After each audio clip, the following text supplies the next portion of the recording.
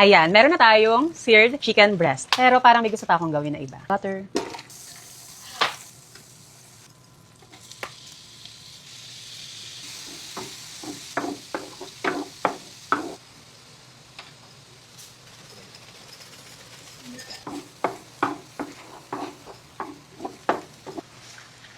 Chicken stock. Pero katotohanan niya, nilagyan ko lang ng chicken cube yan. Para mukha lang social. Di ba pag sa mga cooking show, lalagyan nila chicken stock.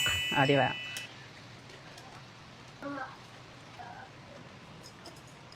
Mushrooms. Cherry tomatoes. Cover lang natin hanggang sa maluto ang chicken breast. At bawal siya overcook para hindi siya magaspang. Okay. Ooh.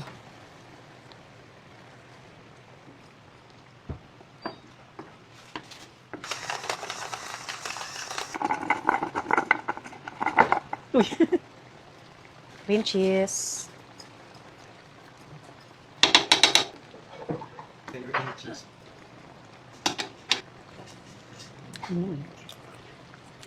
May binatbat. May konting-konting kick siya ng anghang. Rap. Bumalanse sa pagka-cream ng sauce. Kapag ganito ha, lagyan nyo lang po sa medium heat. Huwag masyadong malakas yung apoy para hindi magbuo-buo yung ating cream.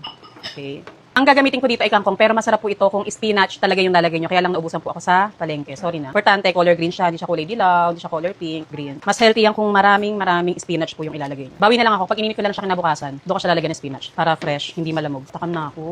So, ito yung pinaka-finale. Yung cheese nyo dapat frozen bago nyo kadkarin para yan. Mas madali siyang makadkad. Okay, dito naman any kind of cheese or yung mga easy melt cheese. Ako ginamit ko ay mozzarella cheese. Okay, and parsley. Handa na ba kayo? Charis. Oh, wow. Ayan na siya.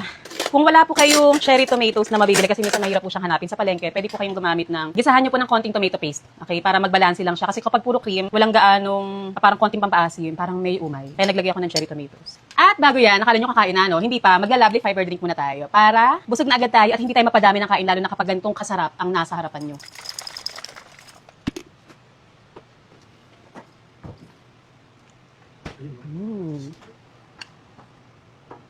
Sarap. Ay, gusto ko yung mga mushrooms and cherry tomatoes. My God! Masarap to sa rice, kaya lang di na ako naka-rice ngayon. Nagbalik loob ako sa low carb. O, ayan. Ito approved to sa low carb recipe, ha? Yan. Sa aking luto ng manok. Sarap. Siyempre, luto ko to. Pakay mo. Nag-away naman sa muli namin. Kawit yung sarili ko. Kinakausap ko yung sarili ko sa kanya. Nagtatalo kami gabi-gabi ng sarili ko, kaya masanay na kayo. Alam niya, pwede yan to. Kasi madali lang siyang lutuin. Pwede sa mga handaan. O pang extra racket. Winner to, winner. Tag niyo ako kapag ginaya niyo, ha. Sarap. Oh, bet nag-aangat na naman siya. Ano na naman plano mo? Kantay kayo. Pag nag-aangat, may ibang plano na naman yan. My gosh. Sarap, oh. Ito pang 5-star hotel level kapag ito yung sinerve niyo sa mga marites niyong mga ano dyan. Alam niyo na. Yung sauce. Grabe.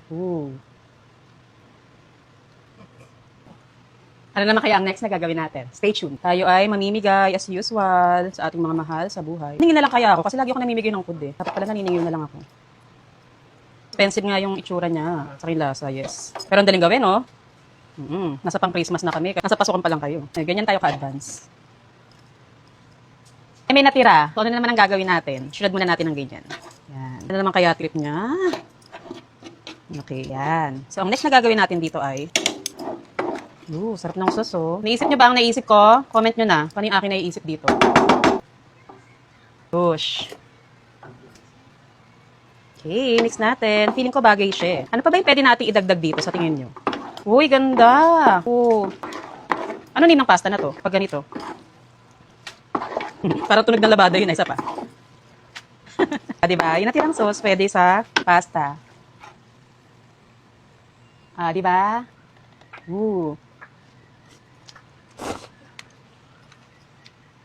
Bumagay. Bumagay. Sarap yan. Pag gusto niyo medyo maarte, ikot-ikot niyo. Whoosh.